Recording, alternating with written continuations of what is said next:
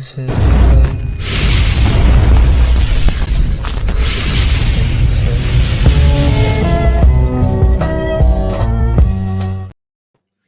good, everybody? It's your boy SSJ Sanctum, and I'm back here with another stream. This is SSJ Chamber, episode 2. Last episode, we got Belle Reeve. This episode, we got somebody, special. She is a Nintendo fangirl, and I had to bring her on here and just show her some love.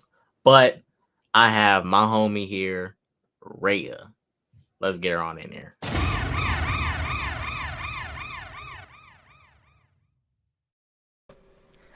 Happy Saturday.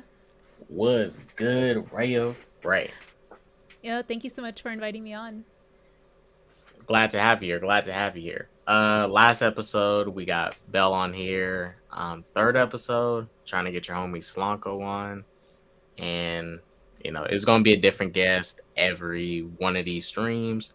We're gonna talk about topics specifically that's in line with what the guest really likes, and we do a trivia, and I try to throw all you guys off at the end with the trivia. Sounds good. The trivia is not too hard. It's not too hard. It's kind of easy as long as you don't cheat. But with the trivia, you can get bailed out twice by somebody from the chat if you do not know the answer. So if you want to ask for assistance from the chat, you get 2 times to do so. All right, sounds good. It sounds like a lifeline from Who Wants to Be a Millionaire or something. Somewhat. It's somewhat like that. I mean, you're on the right track. So first topic, Ray only got an hour to spend with us, but we're just going to take off one of the topics. First topic, I think, is the most important thing we should hit for sure. And it is about Sonic 3 and Super Mario Brothers. So we got Sonic 3 dropping in 2024, December. It's dropping in December of 2024, same month as Avatar 2, and Super Mario Brothers drops in 2 months? Yes, yeah. So Super Mario Brothers drops in 2 months. This is the first ever animated Mario movie that I'm not sure if there's been any other, but I think this is the first animated Mario movie that's actually going to a theater with this wide of a release. You have Nintendo heavily backing this project, which is something new. But how successful do you think both these projects are going to be? Because real quick, I am excited for both these projects. I'm a little worried about Sonic 3. And it's not because of the content. It's because what it's next to for that month, which is Avatar. Yeah. So my first thought about the Mario movie is, first of all, we know that it's being done by Illumination, who loves to recycle assets, heavily. And yes. And what I mean by that is they use a lot of the same character models, which is perfect because we all know Toads look the same. So it's already canonized to expect that. A lot of the Koopas, obviously the Goombas, look the same. So, and then we know some antagonists that are also like Koopas, but maybe wearing different clothes or whatever, have different accessories on. They're virtually the same character model. So that's basically Illumination's trademark on how to have as little production budget as possible for executing it as possible in order to have the highest profit margins. And the reason I explain all of that is because assuming that the budget for this movie is maybe $100 million or less, I'm sure that number exists on the internet somewhere. I'm just ballparking it, and I'm guessing between how much was Despicable Me's budget? Because it looks pretty much like an animation style. Well, of the recent Despicable Me movies. Let's see how much Rise of Gru budget was. That's a good benchmark, by the way. Good thinking. Because Despicable Me was done by Illumination. I mean, it's probably their most successful franchise. The budget was $80 million for Rise of Gru. Bro, and I'm sure they made back more than 5 times that budget, like including their marketing, like which is When basically they- organic anyway, because like people are gonna go see it yeah. whether you market it or not. I mean, So yeah, majority of their majority of the Rise of Gru trolls did help that box office. We cannot forget about those loyal soldiers coming in clutch to help that box office. Actually, go see the movie in theaters. I have not seen it yet. I do. I am gonna watch it on my own time, but I didn't go see it in theaters because I wasn't trying to have my theater experience ruined by people throwing bananas at the screen.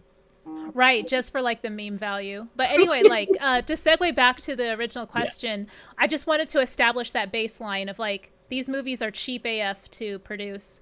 Right. So it being attached to a legacy IP that's like 40 years old, like Mario, you know there's going to be like at least 3 different generations of people who are going to be piling in to watch that. Grandma, dad, Right. and your son all going in to watch it. So these Well, tickets. I'm glad you mentioned the generation because that's the thing I was kind of that's the thing I was kind of worried about for this. Not because it was like with the Pokemon movie. I didn't really like that movie. I thought that was a wrong story to utilize for the first ever Pokemon movie in live action. But remember the Pokemon movie came out, and I was expecting like, man, we're gonna have people from like you have people from the '90s and stuff that grew up with it. They're all gonna come and support this movie, and like it did average numbers at best. It didn't do nothing truly amazing. I think that's because they should have not done the Detective Pikachu story. But mm. but this is Mario. I mean, it's been around for over 3 decades, so it does have some. It does have, but that's the thing about it because Mario, I think, has just as much a wide scope as Pokemon did. But with If Mario, not it more was so. yeah, and Mario is more family oriented.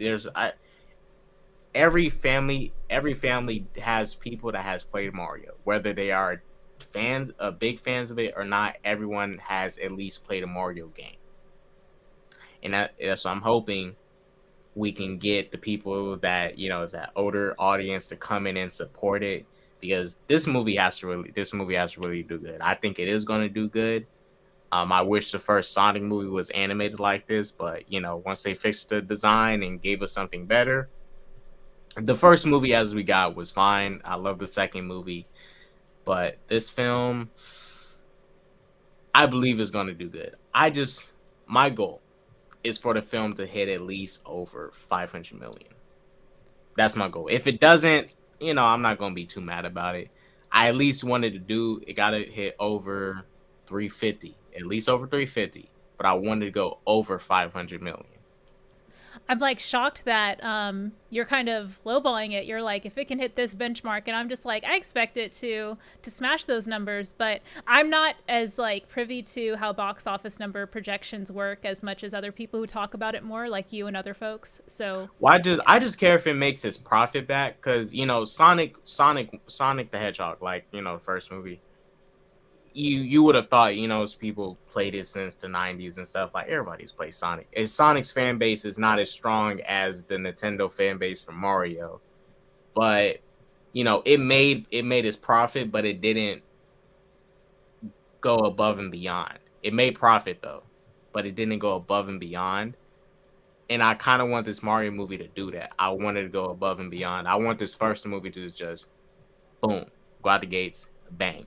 Because it's gonna give other studios confidence to like, wow, let's start doing video game adaptations right, the correct ways. Let's not mess them up anymore and do whatever we want. Let's not be Halo, on Paramount and just uh, butcher these stories that people like. 'Cause that's the thing. Once they see a pattern like, oh, all the good adaptations like Last of Us, Sonic, all doing well, is going to encourage these other studios to like not mess up anymore. I mean, some of them are still going to mess up and do their own thing and try to butcher it, but at least they'll, start to figure out what is the key to success. yeah, I think like for other adaptations, like What's up, the Nate? Mortal Kombat movie and maybe even the Detective Pikachu movie to a degree, I think that there is this need that a lot of movie writers and producers feel like they have to have a self insert for the audience to latch onto in order to, connect to the movie a little bit better. Right. And in a lot of ways, it was what was it, Sonic's human friend slash adopted father character that was kind of like um, Oh, the yeah. Tom, the superior Chris Thorndike. Yes, right. Yes, yeah, from Wait, Sonic wait, X. who's Basically, Tom or the Chris? self insert, yeah, for the Tom audience. or Chris? Who's better? Oh God. It's easily Tom for me. Yeah, yeah. Chris is annoying in Sonic X. But yeah, like that's the point I'm trying to make is that more successful adaptations don't really need that self insert. These characters can exist in the material without the audience needing to feel like they're Right. a part of it. Like we can just be watching outside looking in. So like that's what I feel like is going to make the Mario movie successful because maybe Mario will be kind of a self insert because it seems like from the trailer, at least what I picked up on is Yeah. yeah, he's like an what is that term isekai type of anime like fish out of Yeah. water. Yeah, so I think that they're going with that route. So maybe like for It's because that's so far that's why I'm confused about the Mario movie because like you said Isekai and you bring it up, they haven't really showed him being in like the regular world, and they just showed him totally in the in this new kingdom and stuff. Like he's totally in this fantasy world, and we seen in that trailer where him and Luigi was doing the commercial, which I think is going to end up being in the movie. I think that was just literally pulled from the movie. I think it's going to show up in the movie of them living in the real world, and when they fall through one of those green sewer pipes, they end up in this world. But I don't know. I'm not getting that sense of the isekai, but once they put out that trailer, that little snippet of the commercial, I was like, okay, isekai. yeah, I'm glad that you picked up on that too. So yeah, in like as far as like which movie I feel like would do better, I have a feeling the Super Mario Okay. Bros. Movie is going to do a little bit better than Sonic 3. I think for a lot of more legacy or lifelong fans like you and I of Sonic, we're going to appreciate seeing Shadow, but other kids may not because I don't think he's as present in a lot of like the more recent games as other characters like Well, I think Knuckles and Tails. I mean,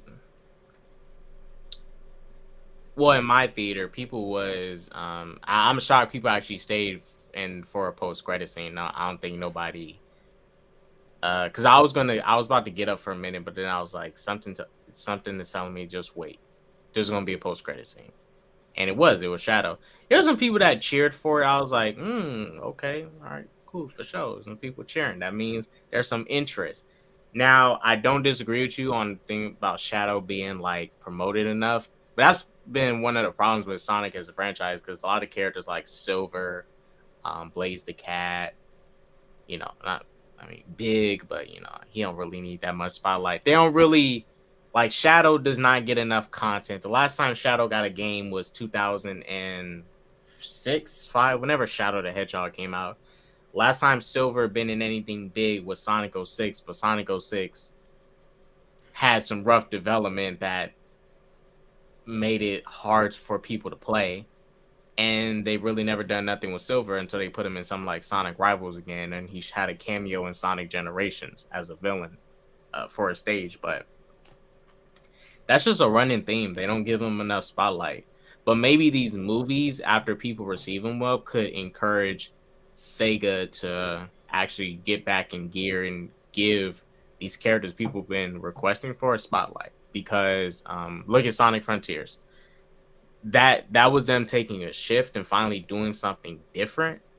While Sonic Frontiers could have had a better story. I didn't think the story was bad. I thought it was just okay. You did something to get by. The gameplay was the highlight of that game. The combat, the open world, all that. Maybe Sonic Frontiers and these movies coming out could mark a change in how Sega's going to look at Sonic moving forward. Because these movies is going to really help the franchise if they're good. So far, the first two movies been good for a lot of people. If this third movie ends out goes out with a bang and they get this Knuckles TV show popping on Paramount Plus, it can go somewhere. Sonic could like, you know, go back to being something people want to engage with because Sonic has that on and off. It's good 1 minute, might mess up another minute, but some you get sometimes the loyal fans will stick with it, but that's just them kind of doing it because they're holding on to the past of what was good and not really they really don't have nothing with the modern stuff because it has been inconsistent. The last good Sonic game for me was before Frontiers was Sonic Unleashed and Sonic Mania. But really Sonic Unleashed, and that was 2010 or 11. Oh yeah, I actually did a stream where I was attempting to emulate the PS3 version and the 360 version, which are the superior ones to play if you are able to get it working. Then I had to default to the PS2 version, which was Garbo compared to the PS3 360 one. I was just like, is this even the same game? Like... It wasn't. So I remember when my mom got me Sonic Unleashed, I went to Target and I was like, Mom, I want to get Sonic Unleashed. And I remember I was seeing the trailers on TV where it looked like it was the Xbox 360 and PS3 version. I was like, Mom, I want the game, and the PS2 version was cheaper, and that's all I had was a PS2. No, I had a 360, but the PS2 version was a lot cheaper. So I didn't get the 360 version because I didn't know the differences. And when I got Sonic Unleashed on PS2, I was like, this does not look like the thing on the TV. What's happening? Oh no, But that was the same case with Spider-Man Web of Shadows. It was not the same game it was actually a side scroller on PS2.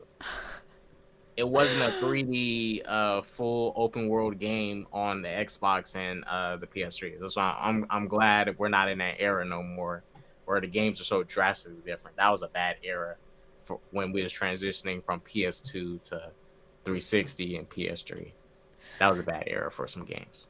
Yeah, I definitely agree. But yeah, so I actually wanted to ask you a question. Do you feel like, because I feel like for current day audiences, maybe Amy Rose is a little bit more recognizable than Shadow. So do you think that if the after credits scene for Sonic 2 would have been as impactful for you personally if you had saw Amy Rose instead of Shadow?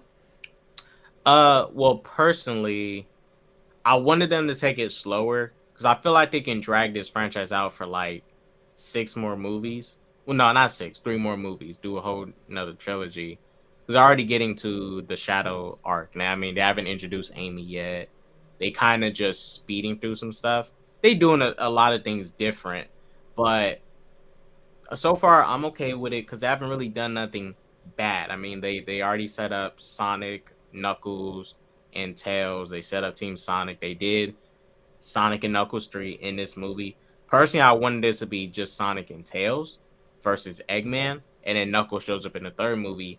And then you do your next trilogy where you can introduce Shadow, you adapt Adventure 2, and then you eventually get to something bigger where you can take this franchise into sort of not an MCUS thing, but like expanded, like do something like the Lord of the Rings where you can bring in Shadow, you bring in Black Doom, you do this invasion. You dragged it out for like 3 whole movies and stuff. You get people invested, and boom, it can go somewhere. But a Sonic Avengers team, hell yeah. Basically, like, kind of what was that? It was Sonic Heroes? No, not Sonic. Well, kind of like Sonic Heroes. We need to introduce Team Chaotix with Mighty the Badger or Armadillo. Mighty the Armadillo, yes. Vector, SBO, and Charmy, yeah. But I think, okay, since they're doing TV shows, they're probably going to introduce those characters through, like, the TV shows. Oh, yeah, like Sonic Prime. That would make sense. Yeah, and then there were like a team of villains as well. I think it was Team Dark. Sorry, it was this one like weasel-looking character with a cowboy hat. And then a polar bear, and then a duck. Do you remember those 3 characters? Was they from the games or A panda looking character. I don't remember They were them. from Sonic the Fighters. You know that really bad arcade fighting game from like Oh, around the Saturn era. I don't really remember that. I played it, but I don't really remember it like that. Yeah, so there was a Sonic fighting game. It's called Sonic the Fighters. So those characters are in that. But anyway, those are kind of like deep cuts that are probably sourced from the comic books. But yeah. And also, they should honestly, because I was about to say Sally and the Freedom Fighters, like, can eventually set that up, introduce so many more characters, and you can in these movies can have the opportunities to pull from the comics too, and pull from some of those characters. And you can also find a way to introduce Silver into these movies and stuff, get him popular again, see how people receive him, and then Sega, since Sega is also helping develop these movies, they go like, oh, there's interest in Silver, let's bring Silver back. Probably give him a solo game or do a collaboration game with him, Sonic, and Shadow, because I think something that people will like, Sonic fans the most, a Sonic, Shadow, and Silver spin-off movie. Yes. I think that Live the best. action, not animated, in theaters. I think that would be a tight movie. They go on some adventure off in space or somewhere off Earth, but they just go do something together. My one suggestion would be, in order to redeem Silver, is to make him a villain or some sort of what is the word? Yeah, not anti-hero. Well, Shadow is already kind of, I'm assuming, will turn into an anti-hero after the third movie. But with Silver, I think what would make him a more captivating figure in the series would be to reinvent him as a villain, and then he becomes an ally at the end. Similar to how Knuckles was in the first half of the second movie. So, Right. yeah, that'll probably make him more empathetic as well. I think that was a successful sort of like character arc for Knuckles, like us seeing his progression of defending his island, being the last of his race, and then trusting Eggman, then getting betrayed, and then putting his trust in Sonic, and their friendship burgeoning from there. So that was a successful arc, and I would like to see that tenfold with Silver, because he has psychic powers, so he is tangibly a bigger threat, and Right. that's where I would imagine that Sonic and Shadow can team up against Silver and make him an ally at the end. It's gonna be an even bigger challenge. If anybody plays Sonic 06, they know how glitched Silver's powers are, and if you do the boss battle, you basically have to cause yourself to do a glitch in order to defeat him, which is Yeah. I like parts of that game, but man, the amount of times I had to do glitches just to pass that game, it was a struggle. Did you play on the PS3 version? I played the 360 version. Mm. I had the 360 version. I wish they honestly they have the technology to. They should honestly like not remake it, but remaster it and fix the graphics and stuff. I'm not the graphics. Graphics is fine, but fix all the glitches and stuff. Maybe slightly update the graphics and just re-release it as something new. They can slightly tweak the ending a bit, fix that. Don't make it to where all the progress you did gets wiped at the end of it, because that's what happened in the game. When they blow out the candle and all the stuff you did in the game, it's all gone in like a split second. I was like, wow, this game really meant nothing. Yeah, no, I would love for them to repurpose, except for like the weird interracial and Sonic and human girl sort of like I mean, I wasn't really relationship. into it, I mean, well, when it comes to Japanese, I mean, they got to make sure we get our they show our interspecies relationships. But yeah, that other than adapting that, I think that would be cool to like take some parts of that game and then try and integrate them into future movies. So yes, including the characters. But yeah. I did have another question before we do get ready to jump into the trivia. We'll do it in about 6 minutes. So the biggest thing, and this is my only issue I've had so far with the Super Mario Bros. Stuff. Well, I'd say I probably have 2 now, because I'm starting to hear more characters' voices, and the actors just sounding like the actors and not something different. How you feel about Chris Pratt's Mario voice? Like from the little snippets we heard of it, and you heard Donkey Kong's voice, right? Seth Rogen's voice in them. Yeah. How do you feel about their voices so far? I'm not really feeling them because they sound too much like themselves. There's some characters like Princess Peach where she never really had an official voice. All she made was like some little noises and stuff, but she never, or she says Mario's name. But you can get away with the actor Anya Taylor-Joy like kind of sounding a little bit like herself. But I don't know about Chris Pratt and Seth Rogen's voice for Donkey Kong. I kind of thought Donkey Kong was just going to do like grunts and stuff and not really talk. I think that would have made it a lot funnier, and he just you understand what he's saying through his mannerisms and his facial acting. Yeah, I mean, for me personally, I'm not sure about you, but I grew up watching the Donkey Kong animated series on like Fox Family or whatever channel it was on. Wait, was So that one that looked like Beast Wars? yes, yeah. So Oh, there were a bunch of like random song segments, and the yeah. voice acting I felt was very 90s. And what I mean by that, it was like very like, whoa, dude. Like, yeah. So I never really latched onto that as my interpretation or what I think of when I think of Donkey Kong. So I would say that the Seth Rogen voice is an upgrade from the animated series from the 90s. But to your point, it's a little too distracting that it sounds just like this actor that we Right. see in all these other movies who plays the same character in all those movies. Yeah, and Seth Rogen, he kind of gets a. In my opinion, I don't think Seth Rogen's a good voice actor because every like voice acting role I've seen him in, he literally just talks like himself. Same thing with Chris Pratt. And I think going into this movie, they had the wrong notion of thinking they need the actors to sell this Nintendo product when it's actually Mario that's going to sell itself.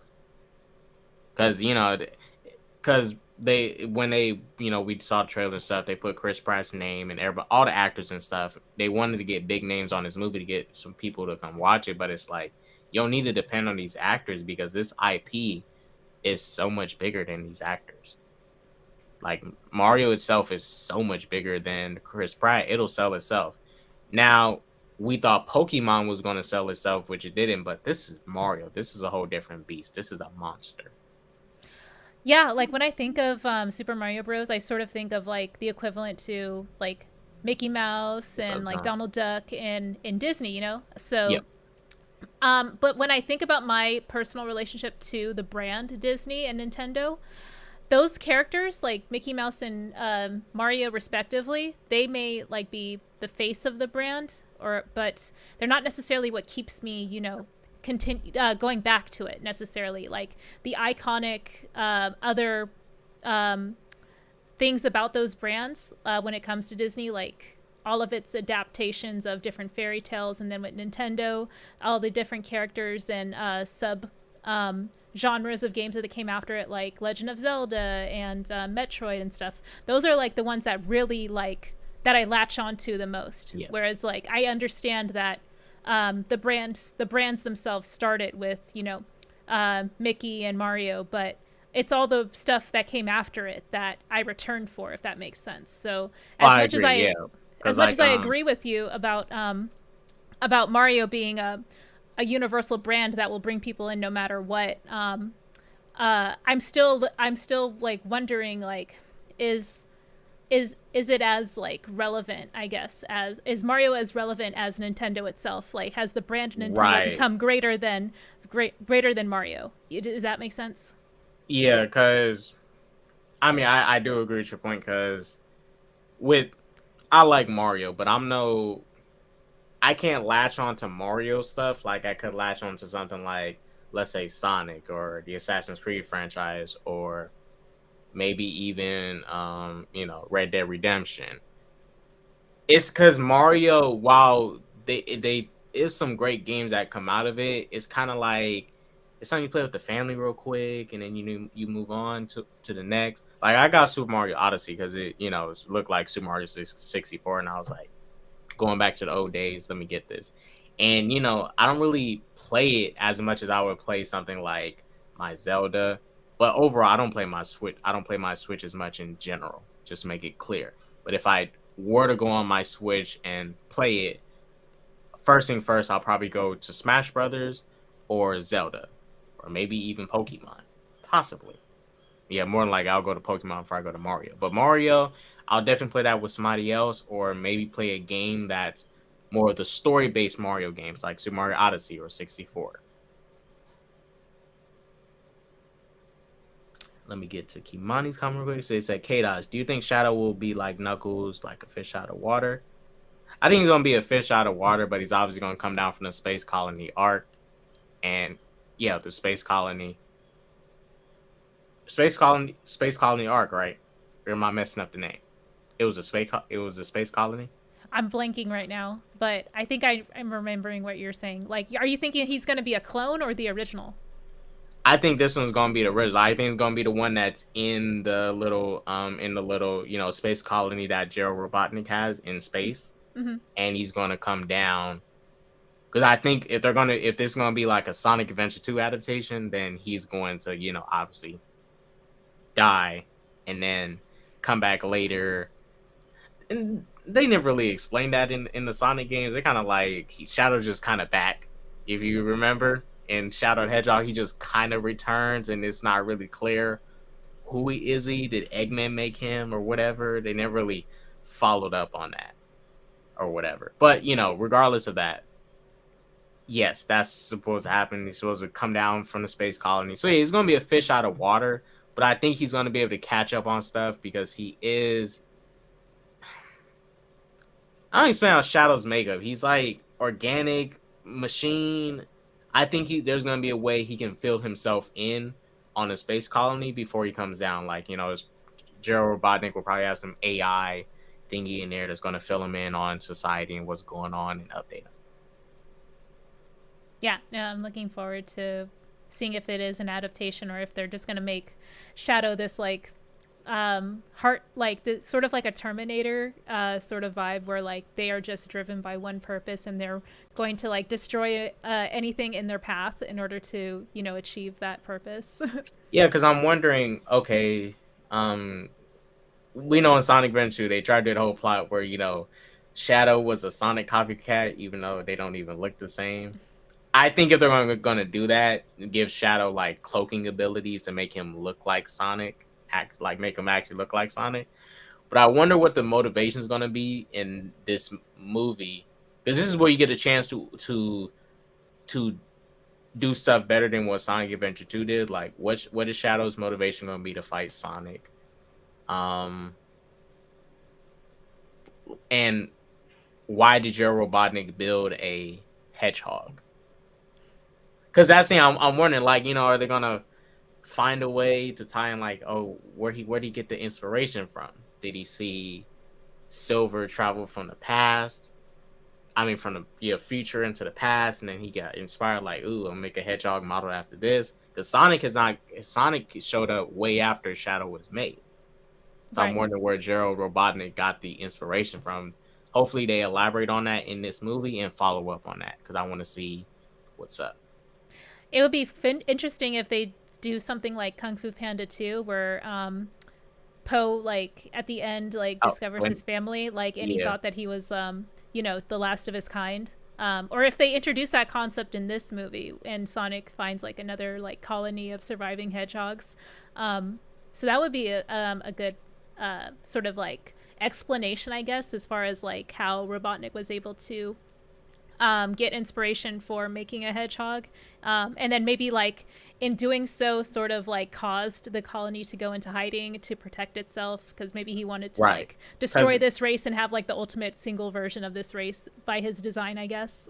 Right, because it's going to be also a huge revelation for Jim Carrey's Eggman, and it's like, wow, because if they set up Gerald Robotnik like actually traveling to different worlds and stuff beyond just Earth and meeting different things, and he finds hedgehogs and stuff like Sonic that exist on different worlds, then it'll establish so much more, and it'll give Jim Carrey's Eggman more motivation to like expand on what he's doing, like try to imitate his grandfather, be just like him, and go world domination and set up his little egg world in space.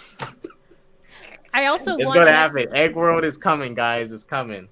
I want an explanation as far as why they decided to give Shadow skating, you know, abilities as opposed to actually running. Like, I don't know if Hey, that I that got is a explained reason. anywhere else. I got a reason. Oh Cause yeah, it's what? cool, space tech. I mean, technically, they call them zero gravity shoes. Cause yeah, they call them zero gravity shoes, and I guess maybe on the arc it was perfect for it. Cause there was probably times when Shadow had to like jump out in space, and he probably used his boots to like kind of skate around. Well, not skate, but like fly around and stuff. Cause he wasn't in space. Like who knows? Those boots That makes probably sense. Yeah. those boots probably do help in space because that's like not Sonic's territory. Because when they raced and stuff, Shadow was doing pretty good in that environment for when they did that race in Sonic Adventure 2. Sonic was kind of like a fish out of water in space. Hmm. I mean, don't make Shadow dumb, and I hear that they'll make Shadow serious, no jokes. And we're about to get into trivia. I really hope they take it there. And Perk brought it up, not kill Tails, but the plot with Maria, which is Mm. gonna be that's a pretty it's a sad thing. She's a little girl that gets gunned down by these soldiers that set up Gerald Robotnik and Maria. And the reason Gerald Robotnik does take his revenge on Earth is because his granddaughter died. And Maria is also the reason Shadow does change and do good and work with Sonic. So I wonder how they're going to portray that in this movie. Like, are they going to go there or not even go there? I hope they go there. I want this franchise to get slightly a little serious. Not too serious, not turn into some dark thing, but I think this is the movie where, this is your third film in trilogy. You gotta establish these stakes. Go all in on it. You don't need to show a little girl getting like straight up freaking gunned down, but you can do it in a PG-13 movie without having to show too much gore of that sequence.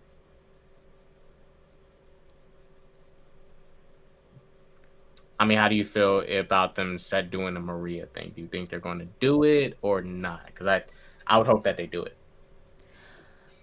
Um, I feel like they might sort of sanitize it in that she dies from some sickness, and Shadow loses faith in all humanity because there was nothing he could do to stop her death, and so like life becomes lacks meaning and value to him after that happens. So he becomes completely detached and just every all life is meaningless to him at that point. So that's why he's so ready to like murk everyone. And hopefully we get Shadow with guns in this movie. Maybe. Hopefully. Hopefully. Or some motorcycle sequences at least. At least.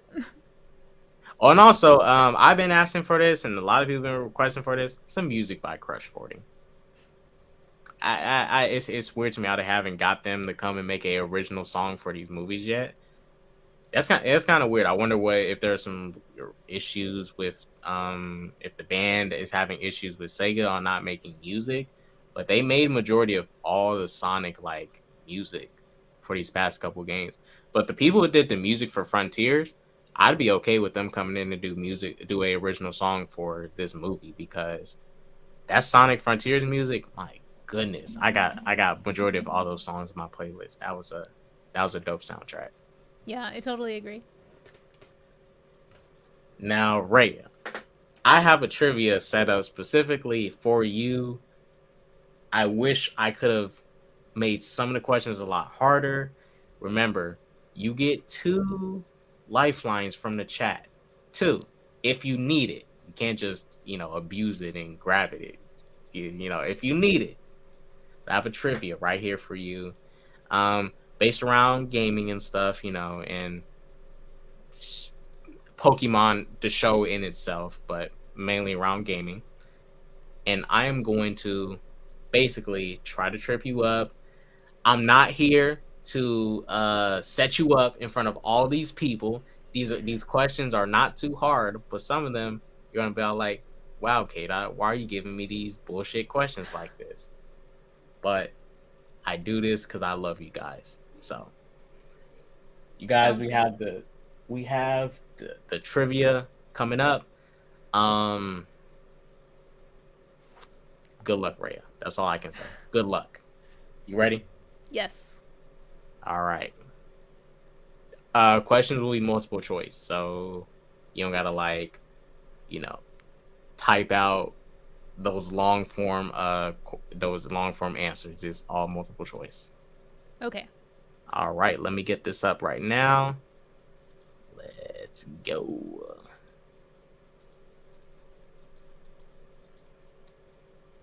All right, you guys. Gaming trivia by the first Blazing Superman, Super Saiyan. That is me. Let's go. What date did the NES release? Well, yeah, what date did the NES first release? July 15th, 1983. July 15, 1983. Final answer? Ooh, this might be a trick question. You're talking about specifically the NES, not the Famicom, right? Yeah, the NES. Okay. I'm going to change it to October 18th, 1985. Are you sure? I think that's when.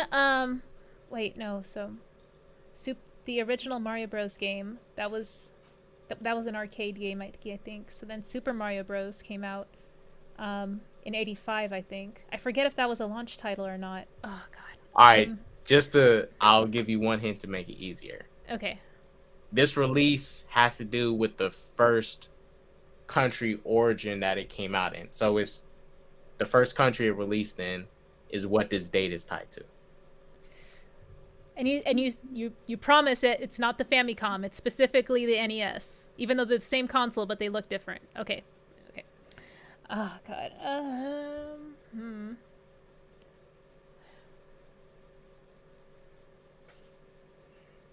The first country it came out in. I thought it did a soft release in New York before it rolled out to United States. Sorry, I'm just like walking my brain through this while I'm trying to like pick a final answer for you.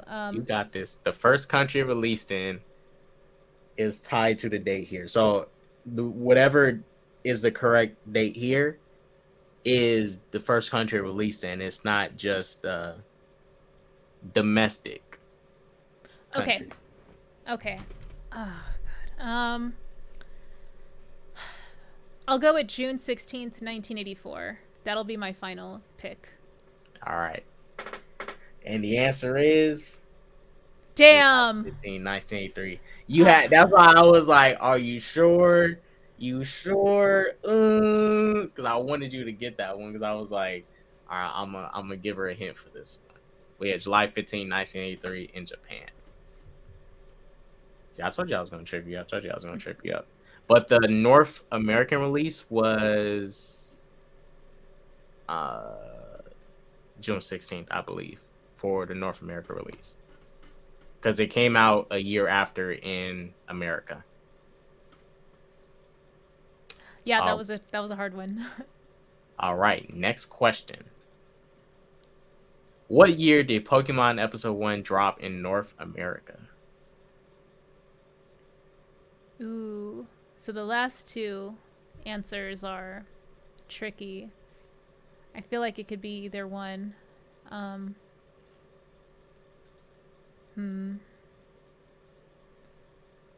going to go with September 4th, 1998. Final answer? Yeah. All right. And the correct answer is September 8th. Ah. Womp womp. The 97 release is when it aired in Japan, but the September 8th is a North America release. Next question. Who decided that Ash Pikachu should not evolve into Raichu? Oh, Pikachu decided that for themselves. So 3. The final answer? Yeah. Okay. All right. Hey, you guys. Don't be sending her the answers, all right? You're correct. I Yeah, I can see that scene in the anime. Pikachu slaps the Thunderstone out of Ash's hand. And was like, "No, I'm not doing that." Ash was so wrong for that, trying to make him evolve without like, come on, man. He's like, Pikachu, I want you to be better. No, it's cause you're just not a good trainer, Ash. If you were a better trainer, your Pokemon wouldn't be getting beat up. That part. There's a reason Charizard didn't like him. Yeah. But no, like what? Oh, but yeah, like I think a lot of it too made sense because in the games you can only have like you can only train a Pokemon up to a point and have it listen to you if you have enough badges. So I think Right. that the anime did a cool job of like kind of acknowledging that like your Pokemon will stop respecting you or listening to you at a point, like unless you have Right, enough because like Ash had experience. to Ash had to earn Pikachu's respect, which I did like. I did like that trait about Pikachu. Like he, just because you capture me in a Pokeball doesn't mean nothing. You got to earn my respect too, and I'll be your partner if if you prove that you're a worthy partner. Yep, love that. But yes, 1 out of 3, not bad. Cool. Next question: Who put Giratina in the distortion world? Ooh, this is a guess, but I'm gonna say Arceus because that's the literal version of God in Pokemon. So I'm gonna say that sounds like a godlike decision. So Arceus. Got it. Well, correct answer is Arceus. Yay! You got it. Next question: What type is Palkia? Rock and Dragon. Final answer. Yes. All right. Correct answer is water and dragon. Oh, really? Wow. I checked on the Damn. wiki. It was water and dragon. But I don't remember because I had a Palkia. I don't remember having any water attacks. Yeah, and like Dialga, I forget like they're Steel and Dragon, so it would make more sense if Palkia was Rock and Dragon, but whatever. I was wrong. Yeah, even I looked at it. I'll be honest. I was like, because Dialga actually had the water abilities. The Palkia was doing like telekinesis and stuff, and a lot of earth-based attacks, rock and stuff. Not really water, but it's whatever. All right, Water and Dragon. Next question: What was Shadow the Hedgehog's first appearance? Oh, Sonic Adventure 2. And the correct answer is Sonic Adventure 2. You got that. All right.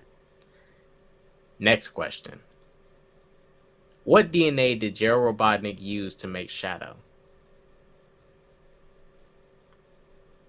Ooh, I feel bad not knowing this. I'm gonna go with Black Doom. Black Doom. All right. And the correct answer is Black Doom. You got Oh, it. You nice. got it. Yeah.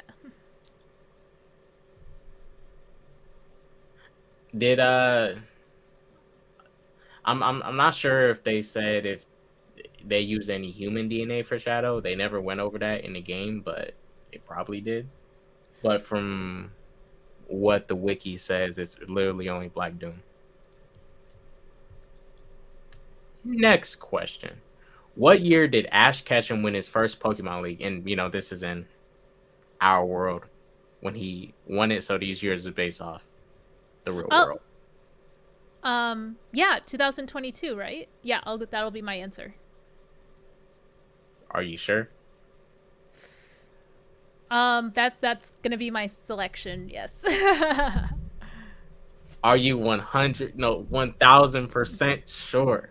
No, I would not bet on that, but that's the answer I'm picking. All right. Are you sure you don't want a lifeline? You sure? I want to save my lifelines. Okay. All right. Correct answer is Oh, 2019. okay. I'm gonna need a little bit more context because everyone was like going ham about Ash finally winning the Pokemon League last year. So what happened in 2019? It was 2019. I mean, I hope I'm not wrong. Yeah, it was 2019 when it happened. Oh, okay. because I remember that on Twitter when people was talking about it and it resurfaced. I was like, yeah, Ash been won this. Like, what's up? Because I was like, did Ash win again? Like, what's going on? But it was 2019. Damn. I Okay. think it was just people like, just like reflecting on his when it took him 20 years to achieve. Okay. Okay. Yeah. Makes sense. Yeah. And yeah, it was a Lola League. 2022 is when he won his Masters League, a tournament with all the champions. So yeah, that's totally different league. Did they have that in the original Pokemon? I don't remember the Masters League, or is that something new so far? That sounds new. If it has all of the champions from every league. Yeah. Yeah. But yeah, this is the Alola league that he won. Next one. This is a total troll one. This is trolling. This was not count against you. This is trolling. Why does Peach always get captured by Bowser? Incompetent? In a secret relationship? Mario isn't good in the bed and Bowser does it better? Bowser is literally just great at capturing her and it's all skill. What's the answer? This is me trolling. This doesn't count for nothing. Okay. When you say incompetent, do you mean Peach is incompetent or the Peach. or her guards are incompetent? Well, yeah, like everyone is incompetent. Yeah. Well, Bowser's not, but Peach and her guards are like all incompetent. Yes, I would say incompetence. Okay. All right. Well, the correct answer is Mario isn't good in bed and Bowser does it better. There is a fan theory that all the Bowserlings, like, where's their mom? Oh, it's Peach. That's why Bowser is constantly trying to like kidnap her to come raise those kids. Or those might be her kids. Yeah, exactly. I mean, it's been 3 decades with Mario stuff, so who knows? Could be. Could be her kids. And she just comes to visit them every once in a while, but she knows she can't be with Bowser because that's going to cause division within their kingdoms. The Mushroom Kingdom is not going to agree with this diabolical relationship. I'm like, why are you dating Bowser? He killed so much of our people. That's a great theory. Next question. What year did Sonic and Mario finally meet? And the game was Mario and Sonic at the Olympic Winter Games, the first one. Ooh, I feel like that was a Wii game. I'm gonna go with 2007. And the correct answer is 2007. Ah, yay! Last question. Ready? Yeah. All right. How many of Sonic's friends helped revive him from death in Sonic 06? I'll use one of my lifelines for this. I'll give you a hint. They were all playable in the game. So you got to play as all these friends. And they was in the final arc to help revive Sonic. And that epilogue type of thing where, they became Super Sonic and stuff. I need a lifeline. Anybody from the chat want to be a lifeline? How many of Sonic's friends helped revive him from death in Sonic 06? He was killed by Mephiles. He needed to come back to life. And these friends had to help him in order to make him come back to life. One of y'all got to know this. I know it, but I'm not going to say it. Was it for every Chaos Emerald? There's a trick in there. There's a trick. Oh, there's 7 Chaos Emeralds, so it must be 7. Okay, so I want to use my second lifeline. Does anyone else know? Otherwise, you guys are on the right track. You're on the right track. You're there so far. But don't forget about one. Don't forget. Oh, okay. 7 Chaos Emeralds and then 1 Master Emerald. So then 8. Okay, so that might be the answer that I go with. But does anyone else, for my last lifeline, have anything to say in the chat? If not, I'm gonna go ahead and vote 8. Okay, in that case, yeah, I'll go ahead and pick 8. Final answer. Yes. 8. Hey, I did it! Yay! See, y'all would have been okay. So this is what I was gonna do with this question. I was going to leave it at 7, but then I thought no, because Elise also helped them out too, because she did the whole ritual and blah blah blah, kissed Sonic and brought him back to life. Oh, so my reasoning was different, even though it came to the same answer. Okay, got it. Yeah, I mean, you pretty much still got it regardless of anything. So, Hey. ooh, yeah, y'all can have this one. Oh, I'm a gamer, but know nothing about this stuff unless it's Sonic Adventures. JG, thanks for popping up and just showing love and just giving me a view. You guys, I pinned Raya's channel in the pinned comment. Y'all go check her out. Show her some love. Raya's tight. She got that dope content. Raya, what you got coming up? Yeah, I kind of took a break from streaming just because I'm spending more time with family and working more. But you can catch me in the chats on other people's content for now. And I'm pretty active on Twitter, and you can hit me up on Discord as well. But yeah, I'm just enjoying having more time to check out other people's content and support them. So yeah, you'll catch me around for sure. Got it. You guys, that was a stream. We would have gotten to the other topic, but Raya did have to go, and we're going to get ready to end it here. But I thank you all for watching. I got my Suicide Squad Kills the Justice League video coming later where I'm going to talk about how I feel about the game. Real quick, before we do go, what did you think about the game? From the trailer, the Suicide Squad game. Does it look like something you want to get? I actually missed the trailer, so I can't comment on it.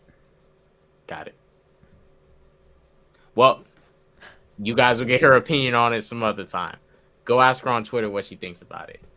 Thank you all for watching. So that peace, love, positivity, all that jazz. Don't do drugs. And like I always say, guys, deuces.